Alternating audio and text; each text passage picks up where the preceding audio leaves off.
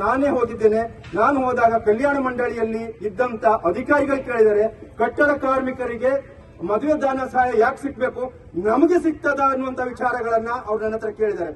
Madam, ನಾನು ಹೇಳ್ತೇನೆ, ಇದು ಕಲ್ಯಾಣ ಮಂಡಳಿಯಲ್ಲಿರುವಂತ ಸರ್ಕಾರದಲ್ಲಿರುವಂತ ಎಲ್ಲರೂ ಕೂಡ 50ರಿಂದ 1.5 ಲಕ್ಷ 2 ಲಕ್ಷದವರೆಗೆ ಸಂಬಳ ತಕೊಳ್ಳೋರು. ಇವರು ಕೇವಲ 500ರಿಂದ 600 ರೂಪಾಯಿ ತಕೊಳ್ಳುವವರು. ಇವರು ಮದುವೆಯನ್ನು ಹೇಗೆ ಮಾಡಬೇಕು ಅನ್ನುವಂಥದಕ್ಕೆ ಕಲ್ಯಾಣ ಮಂಡಳಿಯಿಂದ ನಾವು ಒಂದು 60,000 ರೂಪಾಯಿನ ಕೊಡಿಸಲಿಕ್ಕೆ ನಾವು ಇದಾಗಿದ್ವಿ. ಇನ್ನೊಂದು ಕೇಳಿದ್ದಾರೆ ಅವರು, ಒಂದು ಸರ್ತಿಗೆ ಒಬ್ಬ ಕಟ್ಟಡ ಕಾರ್ಮಿಕ 2 ಮದುವೆ ಮಾಡಿಸಲಿಕ್ಕೆ ಸಾಧ್ಯ ಇದೆ ಅಂತ.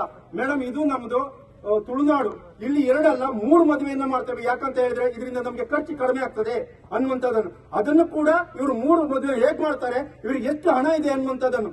ಮೇಡಮ್, ಯಾರೇ ಬೇಕಾದ್ರೆ ಆಗಿರ್ಲಿ, ಅವರು ಅಧಿಕಾರದಲ್ಲಿ ತನಗೆ ಸಿಕ್ಕುವಂತ ಏನು ಸಂಬಳ ಇದೆ ಅದರ ಮೇಲೆ ಮಾತಾಡೋದಲ್ಲ, ಒಬ್ಬ ಕಾರ್ಮಿಕನ ಒಂದು ಸ್ಥಿತಿಗತಿಯನ್ನು ನೋಡ್ಕೊಂಡು ಮಾತಾಡಬೇಕು. ಅದನ್ನ ನಾನು ಹೇಳ್ತಿದ್ದೇನೆ.